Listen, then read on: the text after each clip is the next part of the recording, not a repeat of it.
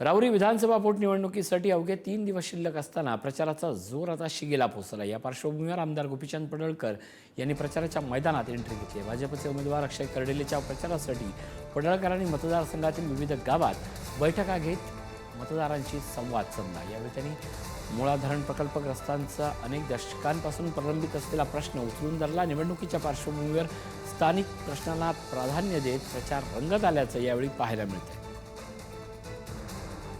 भारतीय जनता पार्टीचे नेते माननीय देवाभाऊ रवींद्र चव्हाण साहेबांनी महायुतीला सोबत घेऊन कर्डिले साहेबांचे चिरंजीव अक्षय दादा कर्डिले यांना महायुतीचं म्हणजे भाजपाच्या चिन्हाचं तिकीट दिलेलं आहे। माननीय राधाकृष्ण विखे पाटील साहेब यांच्या नेतृत्वात मी एक बैठक घेतली होती आणि खूप सकारात्मक बैठक झाली होती।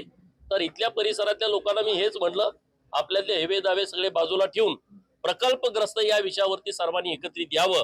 तुम्ही एकत्रित आला, आम्ही चांगला मार्ग काढू, सरकारकडे पाठपुरावा करू।